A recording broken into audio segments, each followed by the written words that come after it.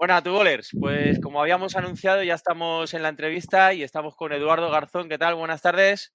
Muy buenas tardes, un placer estar aquí.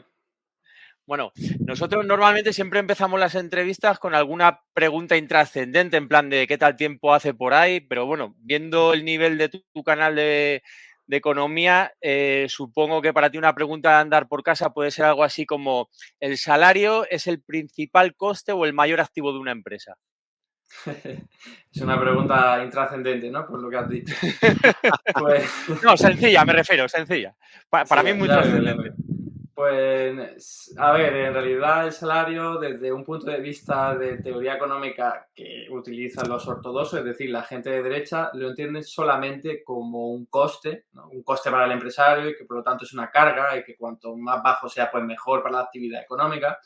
Pero en realidad el salario es muchísimo más que eso, ¿no? Es capacidad de compra para todas aquellas personas que están realizando un trabajo y que recibe un salario a cambio de él, y eso viene bien para la actividad económica, porque si no hay gente comprando productos, bienes y servicios, tampoco puede haber empresas que hagan ventas y por lo tanto obtengan beneficios. Así que incluso dentro de su lógica capitalista, el salario no es un coste, sino que incluso es una parte de la demanda agregada, más allá de todos los aspectos sociales y humanos, ¿no? Que implica tener un sueldo, tener estabilidad y, bueno, pues para esta pregunta así sencillita, eso es lo que contestaría.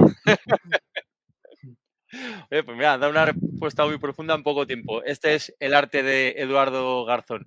Bueno, pues normalmente siempre empezamos con una radiografía para presentar al invitado. Normalmente la hace la Aitona Xavier, pero hoy está un poco convaleciente, entonces en vez de decir, abuelo Xavier, ¿tiene usted bien? Dígamelo usted a mí, abuelo.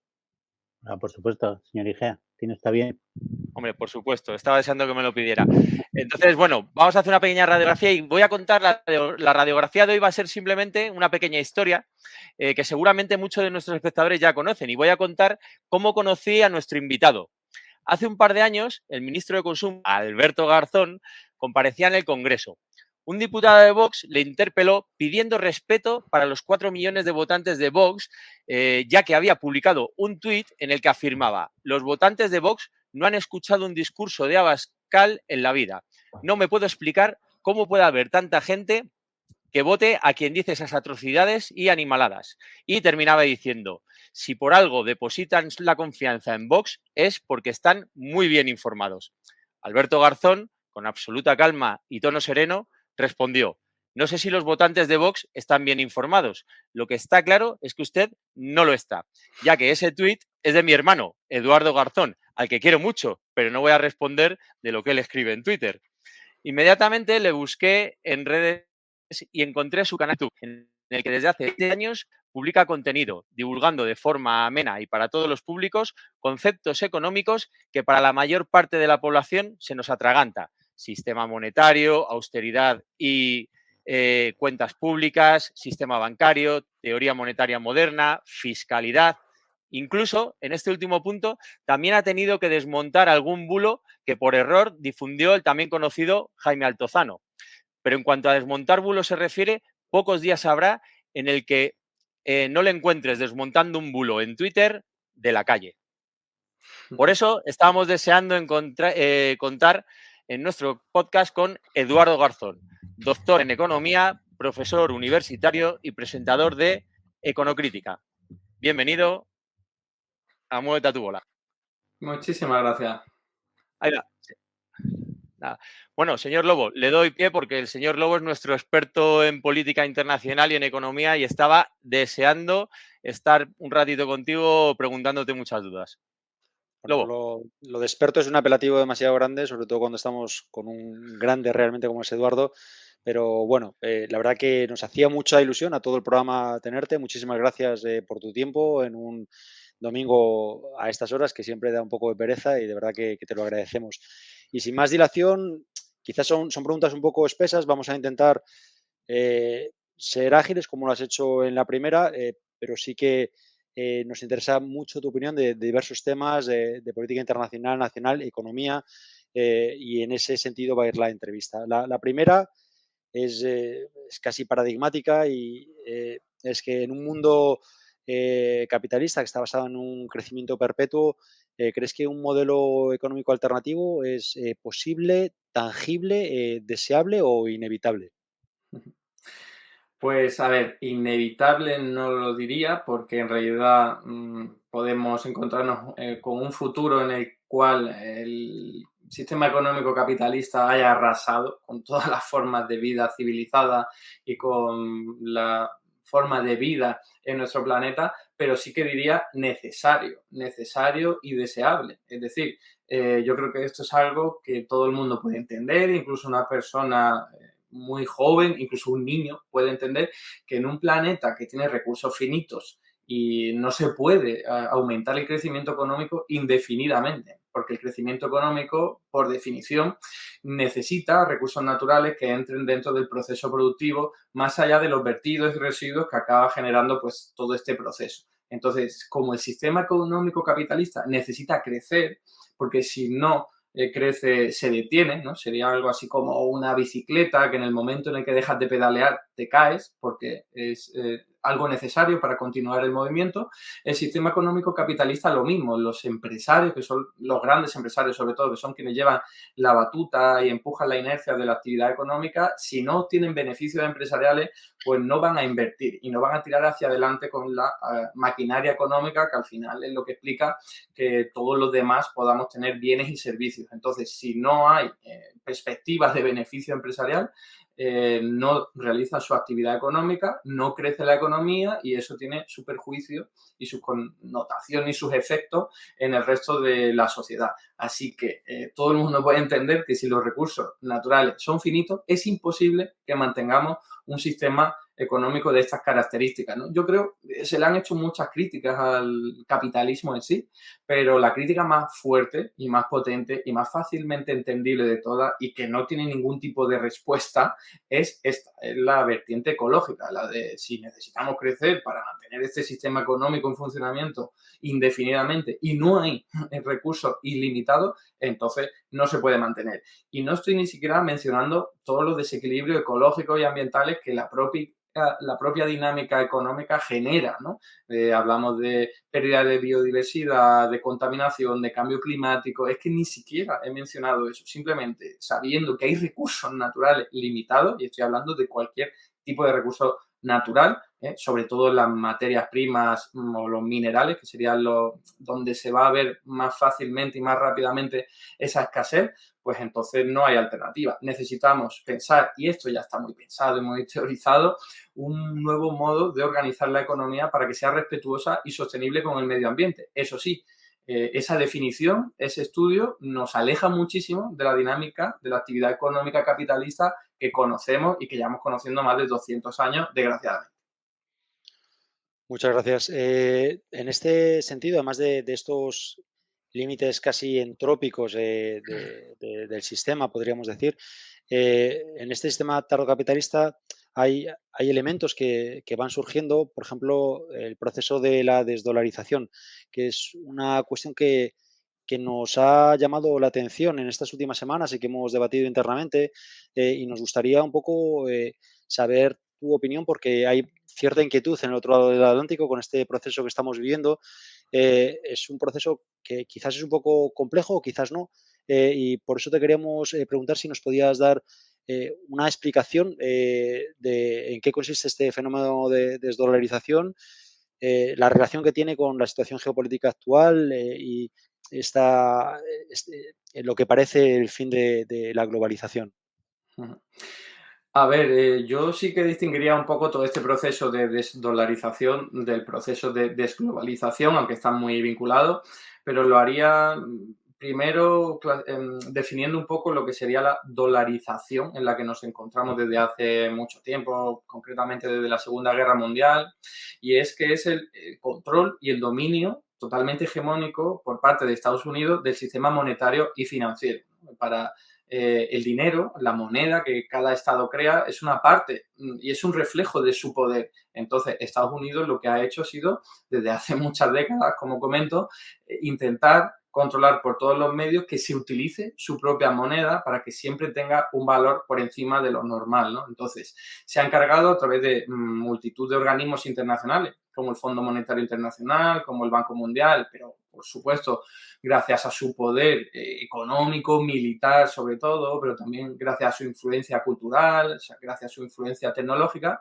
de lograr que por todos los medios se utilice el dólar en transacciones en las que ni siquiera tiene nada que ver Estados Unidos, ¿no? Como podría ser la venta de un producto desde Brasil a Argentina o la venta del petróleo en la otra parte del mundo. Entonces, eso siempre ha dado mucho poder al dólar y le ha permitido tener a Estados Unidos mucho más margen de maniobra fiscal, de poder gastar en su propia moneda con, como digo, una maniobra mucho más amplia de lo que, si no fuera el caso, se le permitiría, ¿no? Entonces, ahora nos encontramos con que hay otra serie de agentes económicos que están cobrando mucha fuerza muy rápidamente, liderados claramente por China, pero hemos visto muy recientemente que ya los países conocidos como BRICS, ¿no? Que sería Brasil, Rusia, China, India y Sudáfrica, han superado en términos de Producto Interior Bruto a los países del G7, es decir, que estamos viendo cómo el reparto del poder, al menos en términos económicos, está cambiando y eso lo que está empujando a muchos agentes económicos es a posicionarse, ¿no? Me estoy refiriendo, por ejemplo, a países intermedios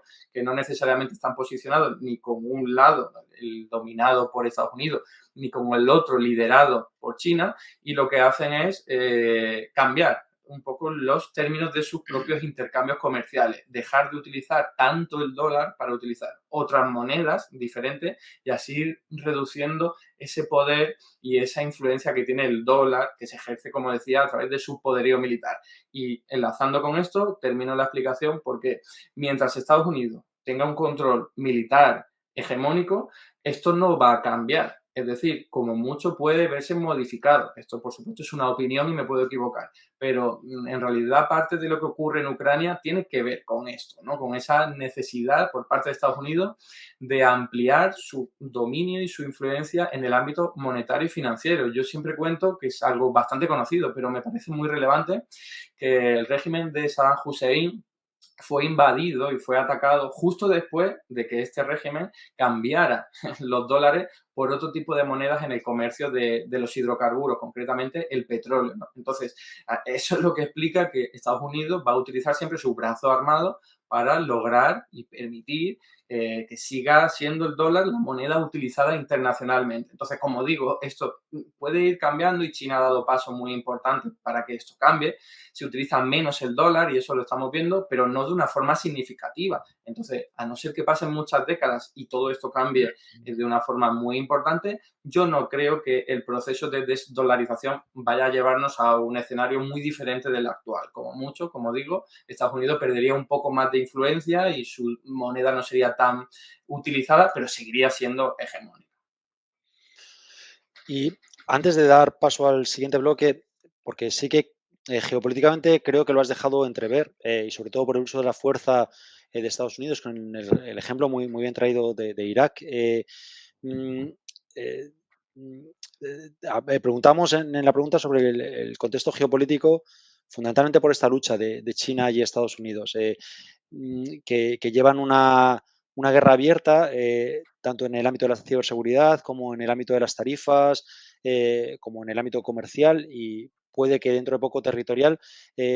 Nos preguntamos si China está utilizando estos pequeños escarceos, por ejemplo, con Brasil, en su comercio de utilizar el real y los yuanes que hemos visto hace unas semanas, como elemento desestabilizador o intento de desestabilización de este equilibrio que llevamos desde la época de Bretton Woods y que podría realmente significar la caída de Estados Unidos y si tú crees que la desdolarización significaría realmente la caída de Estados Unidos o realmente sería el inicio de un conflicto que Estados Unidos no tendría otra razón de ser que utilizar la vía armada como la ha utilizado en Irak. No sé si la pregunta ha sido clara, es un poco Sí, más muy una... clara. Lo que pasa que mi opinión es que antes de llegar a ese horizonte, ese escenario en el que el dólar habría perdido su hegemonía, ocurriría lo último que has comentado, sin ninguna duda, desde mi punto de vista. Y es que Estados Unidos no quiere perder por nada del mundo el control y la influencia que ejerce a nivel monetario en términos internacionales. Y esto lo hemos visto con todos los grandes imperios que han controlado la moneda, desde el Imperio Romano, desde el Imperio Portugués, desde el Imperio Español, luego el británico. Ninguno de ellos ha cedido voluntariamente sin que haya una guerra entre medio a su hegemonía militar y, sobre todo, en concreto, lo que estamos hablando, monetaria, ¿no? Entonces, mi opinión es que, aunque, por supuesto, las cosas están cambiando a nivel internacional en términos económicos y comerciales, y eso está erosionando y desgastando el dólar, no estamos viendo en peligro esa moneda. Y lo seguimos viendo recientemente. La Reserva Federal eleva los tipos de interés y allí que siguen todos los países esa trayectoria porque utilizan el dólar y si no lo imitan, su moneda se devalúa todavía muchísimo más. Hemos visto como China y como otros países, por cierto, alineados, ¿no?, con este bando occidental como Japón, se han escorado y han realizado otro tipo de movimientos. Pero aún así, el control de Estados Unidos sigue siendo total y es verdad que China tiene un poderío económico y a nivel internacional muy potente y que está intentando erosionar ese control y ese dominio del dólar, pero desde mi punto de vista, hasta lo que hemos visto ahora, no está desgastando de forma significativa esa hegemonía y en el momento intuyo y preveo que eso pudiera ocurrir, se pondrían las cartas sobre la mesa y Estados Unidos lo impediría, porque recordemos, es que a veces, claro, hablamos de la hegemonía del dólar y eso que no, eso es una parte muy importante que explica que Estados Unidos controle el mundo, porque si necesitas su moneda, entonces le estás cediendo soberanía, estás actuando como un agente económico subordinado. Y es verdad, y termino con esto, que hay países que sí, se alinean al menos de boquilla, ¿no?, con Estados Unidos, con el mundo occidental, y dicen, no, nosotros vamos a seguir utilizando el dólar. Pero luego por la puerta de atrás, muchos países latinoamericanos, incluso claramente de África y de Asia, están cada vez recurriendo más a monedas diferentes del dólar. Entonces vemos que por un lado sí dicen que sí, por supuesto van a respetar y van a seguir utilizando dólares, pero luego por la puerta de atrás, como digo, no. Entonces, es verdad que las cosas están cambiando, para no repetirme, pues concluyo con lo mismo. Mi opinión es que ahora mismo no hay un cambio de escenario importante.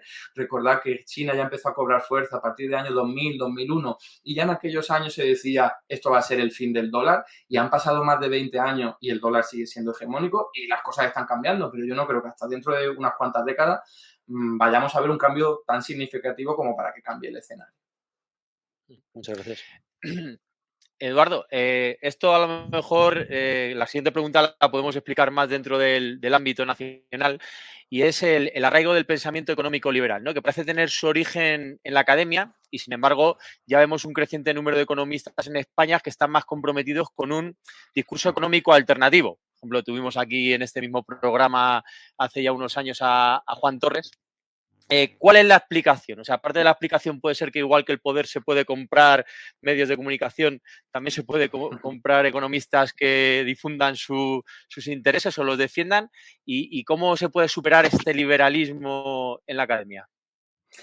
Pues fijaos, es un tema súper interesante. Si os interesa profundizar sobre ello, hay un libro que ha escrito hace muy poco Enrique Palazuelos y que ha publicado ACAL, en el que se realiza un estudio sobre esta misma pregunta. ¿Cómo es posible que este dominio neoliberal, que en la academia se considera que es la síntesis neoclásica, ¿no?, que sería como los principios clásicos de la economía, lo de Adam Smith, combinados con algunos principios de Keynes, ¿no? Entonces es una síntesis de una parte con la otra.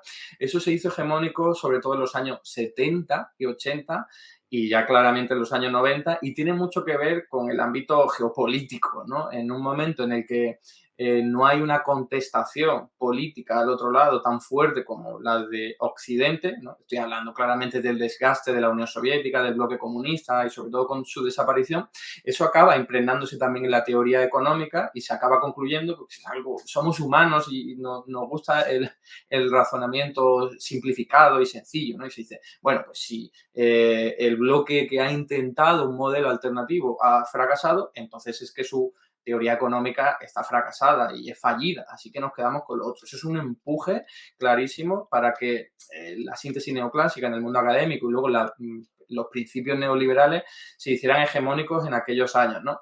Pero también hay que entender que la síntesis neoclásica, pues lo que cobró fuerza, o en el momento en el que cobró fuerza fue con la crisis energética de los años 70, ¿no? Después de la Segunda Guerra Mundial se habían aplicado de una forma bastante exitosa, al menos para el mundo occidental, no hablemos del mundo en desarrollo, ¿no? Para el mundo occidental, las políticas keynesianas, y en un momento en el que empieza a haber inflación, que era claramente consecuencia de los precios de la energía internacional, del cártel de la OPEP en aquella época, que es algo muy parecido a lo que ha pasado recientemente, ¿no? Un shock de oferta explicado por los precios de la energía que provoca un periodo inflacionario, pero en aquella época se vio como mucho más claro, o mejor dicho, se trató de culpar de una forma mucho más intensa a la demanda agregada, ¿no? Al gasto público y a los salarios. Ahora es muy diferente, ahora se ve mucho más claro que la culpa es de la energía, aunque luego hay otro tipo de dinámicas, ¿no? Como los beneficios empresariales que siguen espoleando la espiral inflacionaria, ¿no? Entonces, pero en aquella época se culpó muchísimo a los salarios y a la demanda agregada, entonces la conclusión a la que se llegó de forma más o menos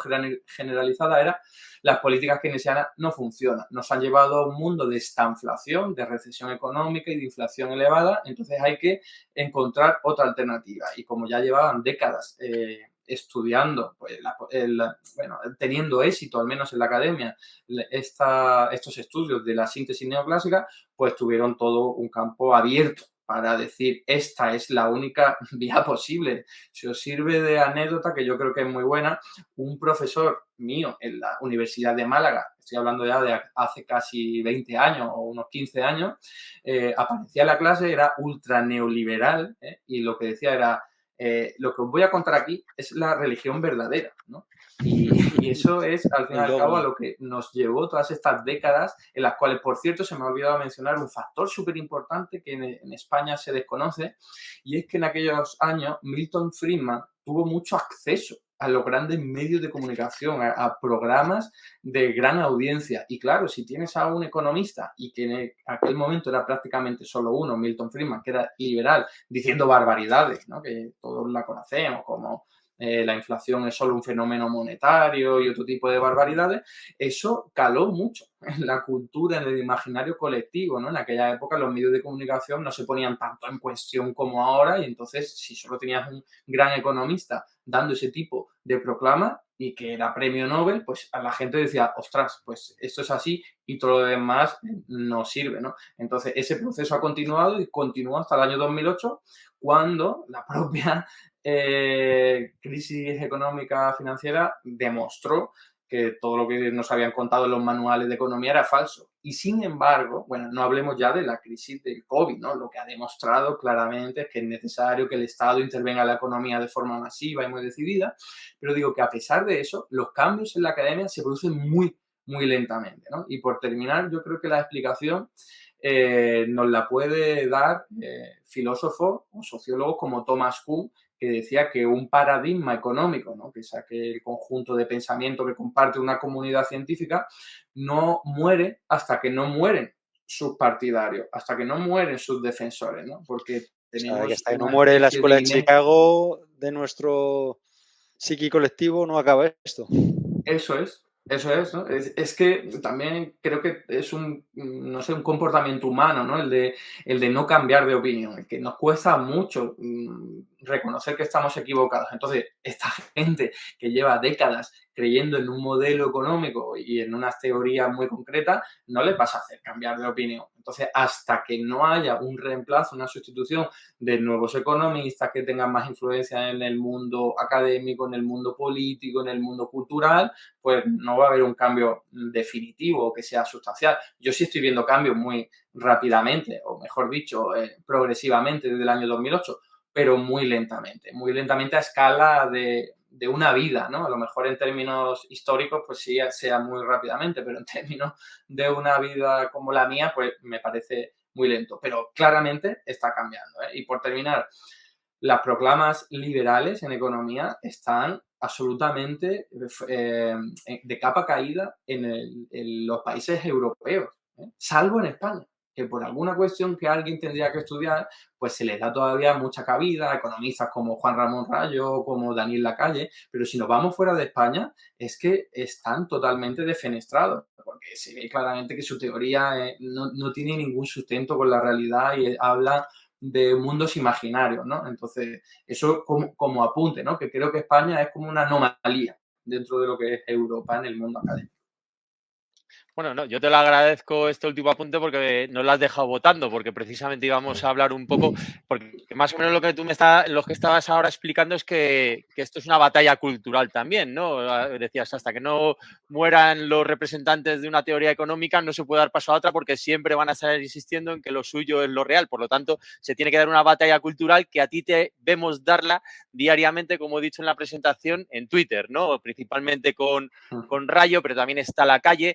También incluso ves economistas como Bernardos, que yo le tenía por un economista más bien progresista, pero que sale en televisión ahora diciendo, oye, es que no hay que regular el tema del alquiler o de la vivienda, es que lo queréis todo, los jóvenes, queréis vivir en el centro de Madrid, iros a 40 kilómetros. Entonces, claro, al final ves que efectivamente es una batalla cultural y cómo la llevas tú, cómo la encaras y si eso lo haces tú de una forma académica o más bien militante.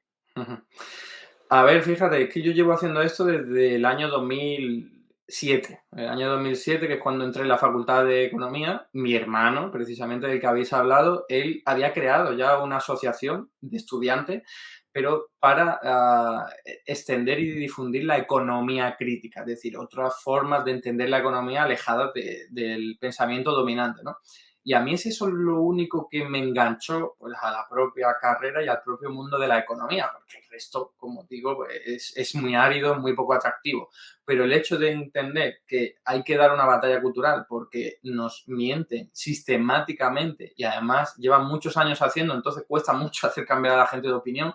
Y eso es una batalla que supone, bueno, es muy, ¿cómo decirlo? Es dolorosa, ¿eh? Es dura darla, porque cuando ves que vas a contracorriente, pues te tratan como el loco, ¿no? El que está diciendo barbaridades, de que se puede llegar al pleno empleo simplemente con la actividad pública, ¿no? Que es lo que defendemos muchos economistas heterodoxos y te dicen, este está chalado, o que defendemos que se puede poner la creación de dinero al servicio del bienestar y no al servicio de las entidades bancarias y sus beneficios, pues dicen, este está loco, este no tiene ni idea de economía, pero detrás lo que hay es un profesor de universidad, doctor en economía, que tiene publicaciones en revistas muy prestigiosas a nivel internacional, pero obviamente están las dos capas siempre, ¿no? Yo tengo que tener una vertiente más académica, que vinculo mucho, por supuesto, con esa batalla cultural, pero al mismo tiempo hay que dar esa batalla cultural, hay que bajar un poco al barro, ¿no? Por ejemplo, ya que habéis mencionado a Juan Torres. Juan Torres apareció en La Sexta Noche y se tuvo que enfrentar, hay que ver, con Eduardo Inda, que le decía barbaridad. Y Juan Torres, pues bueno, no quiso soportarlo y se fue. Es una forma de entenderlo. Yo creo que en algunos escenarios tenemos que estar, porque si no estamos, aunque sea eso, ¿no? Una batalla de barro, de bajar el nivel muchísimo, ¿no? Porque debatir con Dalí en la calle es que es un nivel intelectual bajísimo al que nos conduce ese debate. Pero que si no lo hacemos nosotros, ponen a otro economista de derecha a decir sus barbaridades y a contaminar el pensamiento de la gente. Entonces, aunque sea, como digo, duro y difícil, porque no sé si conocéis mi Twitter, pero yo cada vez que pongo alguna cosa, sobre todo si hago menciones a los economistas liberales, pues aparecen decenas, si no cientos de cuentas de Twitter, que la mitad puede que sean bots, pero hay muchas cuentas diciendo barbaridades, increpándome, diciendo que no tengo ni idea de economía, ¿no?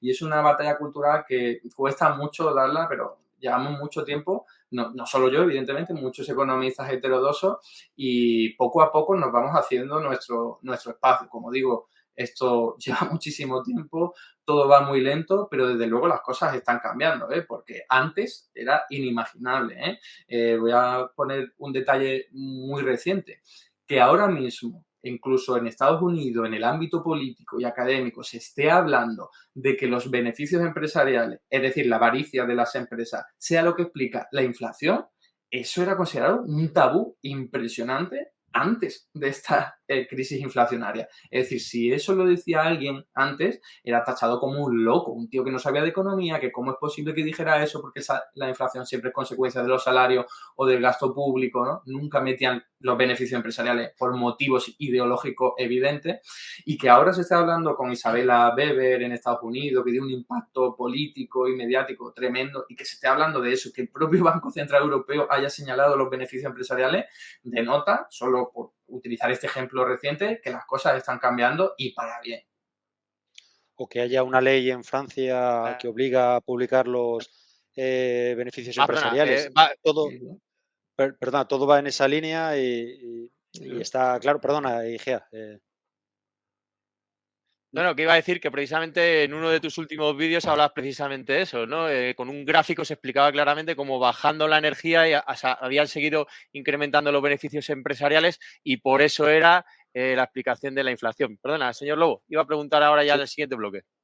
Sí, bueno, y vamos, de hecho, esta explicación que has dado muy didáctica, responde un poco ya la última pregunta que teníamos para este bloque, que era esa idea, o sea, queríamos preguntarte si esta lucha que das en redes sociales era algo premeditado, era una labor didáctica para reducir esta distancia entre la academia y casi el dogma neoliberal que llevamos haciendo, o cuál era la estrategia, y lo has dejado francamente claro y te agradecemos.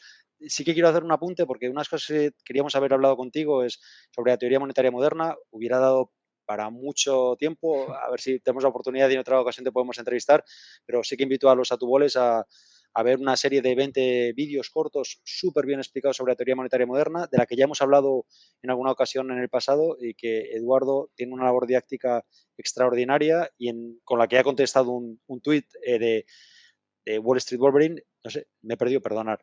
Y bueno, era sobre esa labor didáctica. Ya para ir concluyendo la entrevista y el último bloque, si queríamos, y enlazando un poco con esta pregunta, no sé si se me está viendo bien o soy yo que no me veo. Se te escucha bien. Está desenfocado, pero se te escucha perfectamente. Solo está desenfocado, sí, eso es. Vale, bueno, te pregunto e intento trabajar luego sobre el vídeo. Pues enlazando con esta pregunta y sobre los proyectos en los que estás implicado, ¿qué nos puedes contar de Econocrítica en Spanish Revolution y vuestra reciente entrada o colaboración en Canal Red? Pues a ver, yo lo enmarcaría todo, o al menos empezaría cronológicamente con el confinamiento. Yo creo que mucha gente que ha tenido éxito a niveles de redes sociales, como TikTok, YouTube y tal, casi todo se puede explicar por el momento del confinamiento, ¿no? Con la crisis del COVID, porque había muchísimo tiempo para comunicarse a través de estos medios y ahí fue cuando empezamos a ver que teníamos la batalla perdida en el mundo, concretamente de YouTube, pero no solo, ¿no? En el mundo, sobre todo, audiovisual, es donde ya había muchos economistas, como por ejemplo Juan Ramón Rayo, que estaban teniendo muchísimo éxito y no había contestación. Por supuesto, como decía, son gente que juega a favor de la corriente, entonces es mucho más fácil que tengan más visualizaciones, que la gente comparta su conocimiento por una cuestión de simplemente de sesgo cognitivo, ¿no? Y aunque en Twitter sí que es diferente porque se pueden ver y leer muchos artículos de economía heterodoxa desde hace muchísimo tiempo y ahí sí que a lo mejor en blogs se puede encontrar información alternativa, lo cierto es que un economista liberal o algún cuñado liberal, no hace falta que sea economista, decía barbaridades de economía en YouTube, por poner un ejemplo, y no había contestación. Entonces, claro, le estás dando un terreno de juego y eso es para que ganen la batalla. Ganan el juego clarísimamente porque no tienen rival al otro lado. Entonces, ahí es cuando me empecé a dar cuenta que había que entrar también en lo audiovisual, que es mucho más difícil porque tiene una barrera de entrada importante. Yo he tardado mucho en adquirir unos ciertos niveles de calidad, porque al principio empiezas con un micrófono pues un poco cutre, una cámara un poco cutre, ¿no? Y luego poco a poco te vas informando, experimentando y vas mejorando ese servicio, ¿no? Yo empecé a hacer estos vídeos hace 2 años y a ir mejorando, como digo, poco a poco, con unas dificultades tremendas, ¿no? Porque cada uno tenemos nuestra vida y no somos expertos ni muchísimo menos en cuestiones audiovisuales, ¿no? Que os voy a contar.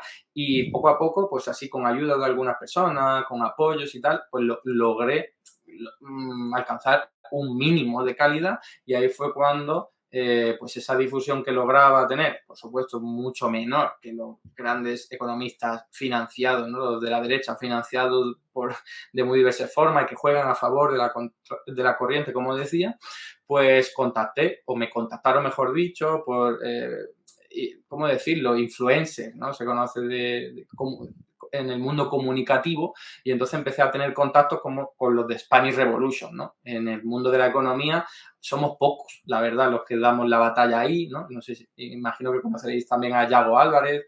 Sí. Es verdad que, por ejemplo, Juan Torres también hace tiempo que utiliza vídeos para comunicarse con la gente y difundir sus planteamientos de economía, pero ahí cuando conocí a los de Spanish Revolution, pues me ofrecieron, después de unos cuantos meses, participar en su proyecto a través de Twitch, que era un mundo que yo no tenía absolutamente nada explorado y que me parece muy potente, ¿no? Cuesta mucho, evidentemente, como decía, porque además Twitch tiene una barrera de entrada todavía mucho más alta que la de YouTube, ¿no? Porque estás emitiendo en directo y si nadie te conoce, pues es muy difícil que te puedan ver. Entonces, con el apoyo de esa cuenta de Spanish Revolution, que tenía ya más de 10.000 seguidores, pues hemos podido crear un programa, el de Econocrítica, que bueno, tiene solo 3 meses y pico de vida, pero que poco a poco va ganando fuerza, ¿no? Y la idea es que cada uno empujemos desde donde podamos, y eso se está viendo gracias también al proyecto de Canal Red, ¿no? Que nos ha unado a todavía mucha gente que damos esa batalla cultural,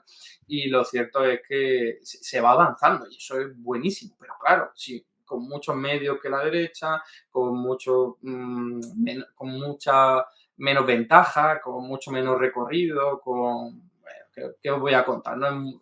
Jugando en contra de la corriente, que eso es súper importante porque no logramos llegar a tanta gente, somos como la minoría los discriminados, y la verdad que yo estoy encantado, ¿eh? A mí me quita, por terminar, a mí me quita muchísimo tiempo porque esto es un trabajo de mi tiempo libre y joder, te quita muchas horas, ¿no? Sobre todo la edición de los vídeos y poder grabarlo, preparártelos también, pero la verdad es que, como digo, yo estoy encantado por acabar con lo de Twitch, es que te permite también interactuar con tu propio público y se generan incluso algunos debates chulos que son enriquecedores, ¿no? Que me recuerdan un poco a mis clases en la facultad, cuando yo hablo y les pregunto a mis alumnos y a veces hacen intervenciones muy interesantes. Cuanto más coral, la verdad que es mucho más rico, es más tedioso y es más difícil de llevar, pero a veces merece la pena. Entonces yo estoy encantado con lo de Twitch y aunque sea pues aportar mi grano de arena en esta batalla comunicativa tan complicada, pues eso es lo que hago, ¿no? Yo veo que vosotros hacéis exactamente lo mismo, así que nos espera un trabajo muy duro, pero que es ultra necesario. Bueno, a mí me llena de orgullo que nos pongas a tu nivel, o sea que muchas gracias. No, Estamos bastante por debajo, pero todos ponemos nuestro granito de arena, todos. Pero bueno, aprovechando un poco pues lo que decías, estas sinergias, y ya vamos a culminar la entrevista con una serie de preguntas cortas de ráfagas, pero antes de entrar en eso, no sé si nos puedes avanzar, ¿hay algún proyecto nuevo que tengas entre manos por hacer un poquito de promoción de tu trabajo? Bueno, tengo un proyecto entre manos, pero la verdad es que no es de cara al público porque es un libro sobre teoría monetaria moderna, pero a nivel avanzado y en inglés, para una editorial muy prestigiosa del Reino Unido que es Routledge. Entonces, eso es un proyecto que me está llevando mucho tiempo, que me hace mucha ilusión, que saldrá quizá de cara a 2024, pero no le he dado mucha bola porque al fin y al cabo son libros para frikis, ¿no? Para gente que quiere ahondar Voy a ser muchísimo uno de ellos. Entonces, pues mira, pues... Ya has vendido un libro, información. con el señor Lobo ya has vendido uno. Pero claro, es algo que pretende llegar a un espacio mucho más delimitado, mucho más minoritario, que sería gente muy interesada en aspectos económicos y que es más académico que divulgativo. Para el divulgativo lo tengo aquí, ¿no? Es el de teoría monetaria moderna, que es al fin y al cabo el de para principiantes. De hecho, se llama así y que nace de esos vídeos que habéis hecho referencia que tengo en mi canal de YouTube, con esos medios muy precarios, porque tiene un audio que es muy Pero mejorable súper, y tal. súper bien explicado, ¿eh? Desde el punto de vista didáctico, para los que se están iniciando, es una maravilla altamente recomendable. De verdad que Te son lo agradezco. una joya, Yo ¿eh? hice todo lo que pude y luego lo plasmé en libro, porque había gente que me decía, es que a mí no me gusta verlo en vídeo. Perdón, lo plasmé en un libro, si lo he dicho bien. Y decía que no querían verlo en imágenes y en audio, que preferían tenerlo en libro. Y así que eso es lo que hice, ¿no? Pero cada uno prefiere de una forma, claro. Bueno, pues como ya anunciaba el señor Lobo, ahora viene la preguntas ráfaga, el final de la entrevista, que hoy la va a hacer la Aitona Sabiero y nos hemos cambiado un poco los papeles. Entonces, preguntas rápidas, respuestas rápidas, un titular, una definición, sin alguna te quieres explayar un poquito más, te lo dejamos a tu libre albedrío. Abuelo Xavier, si tiene a bien. Tengo a bien. Ya iba siendo hora que me dejarais hablar, que me habéis tenido aquí toda la entrevista, que yo pedía paso y no me dejabais hablar, así que por lo menos me Pues habéis todo dejado suyo. hacer la ráfaga. Bueno, como te ha dicho Igea, Eduardo, sobre todo es unas preguntas rápidas, ¿de acuerdo? Ujú. Un Muy bien. libro para comprender los procesos económicos actuales. Teoría monetaria moderna para principiantes. Muy bien traído, claro que sí. Que ya hemos dicho quién es el autor. Una película o documental que no debamos perdernos. Uf. Pues... no sé, así a bote pronto, película, documental. El concursante. Es una ¿El película. concursante cuál es? No. Es una película ¿Sabes el de director? 2007 que habla del dinero bancario. No me suena nada esa. Tampoco la... Y el director es muy conocido, pero yo no me sé el nombre. Creo que fue su primer El película. concursante, me apunto. Bien. Otra. ¿No tienes la tentación de bloquear a Rayo en vez de entrar en constantes disputas dialécticas con él? La verdad es que no.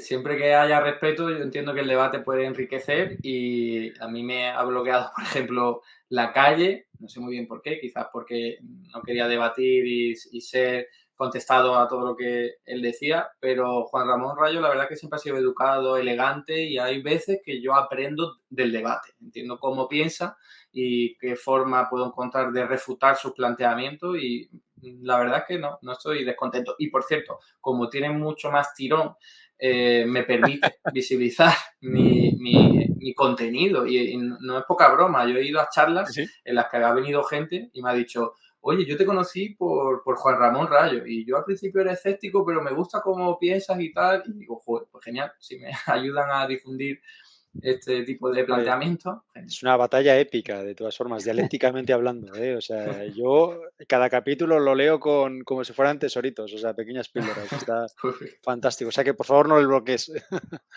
No la haré.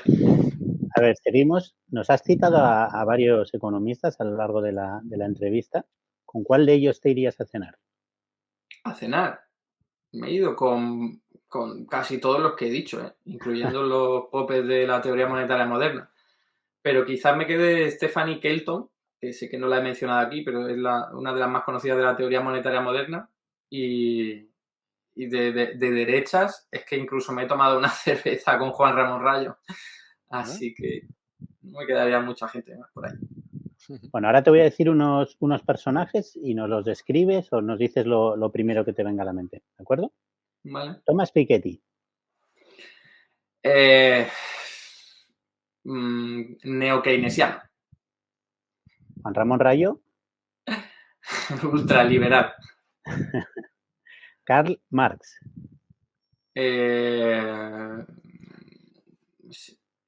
Épico. Épico. Sí, tengo que decir una palabra, ¿no?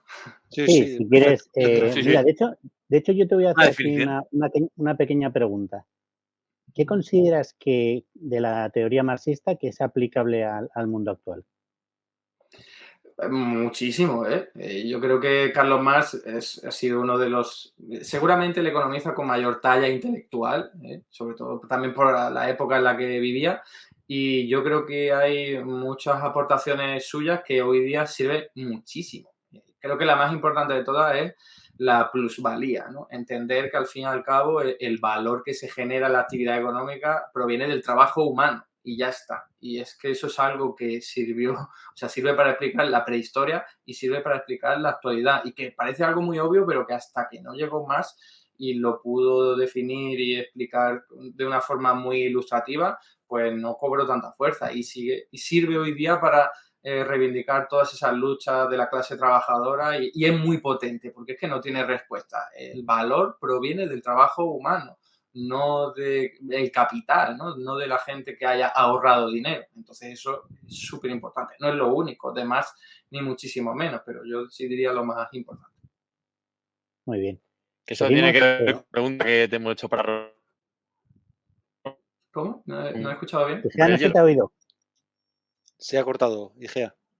No, que eso tiene que ver con la pregunta que te hemos hecho para romper el hielo, digo, lo que has explicado. Vale. La plusvalía. Sí, es verdad. Yo me he ido por otros derroteros más keynesianos, pero sí. Bueno, seguimos. La calle. Maleducado e incompetente. Yago Álvarez Barba. Un máquina. Juan Torres. Esta es una parte más facilita. Más amable. Sí, primer mentor. Carlos Taibo. Un crack del decrecentismo.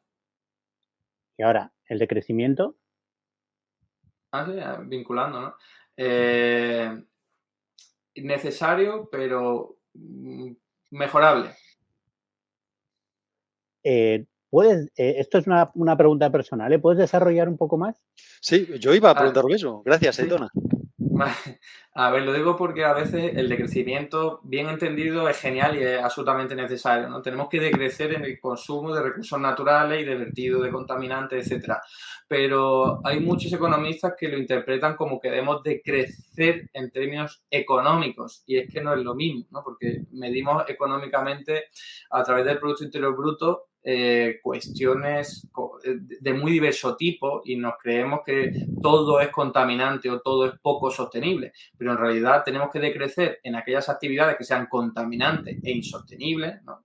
Conocemos muchísimas, sobre todo todas las que tengan que ver con el carbón, pero tenemos que crecer mucho en otros ámbitos, en los de cuidado a la vida, el de cuidado a los niños, adultos, al medio ambiente, en cultura, en ocio, en sanidad, en educación. Entonces, yo lo digo para casi un matiz, ¿no? De que no caigamos en la idea de que hay que decrecer el Producto Interior Bruto a toda costa. No, lo que tenemos que es decrecer aquello que genera impactos ecológicos negativos y crecer en aquello que es neutro o incluso positivo.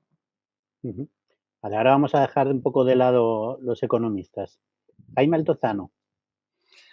Brillante. Pablo Iglesias. Brillante también. Revolucionario. ¿Ves? Yolanda Díaz. También brillante. Ilusión.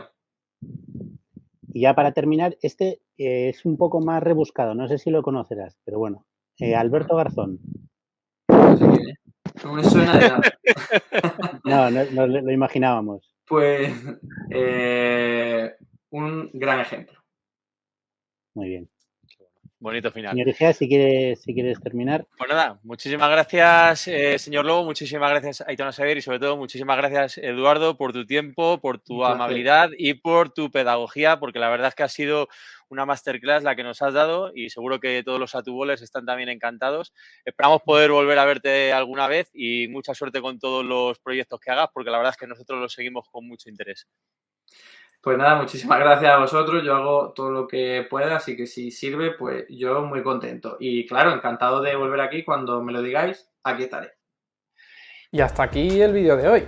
Muchas gracias por estar ahí y si te ha resultado interesante, no dudes en comentar, darle like y compartir, que la teoría económica dominante no se combate sola.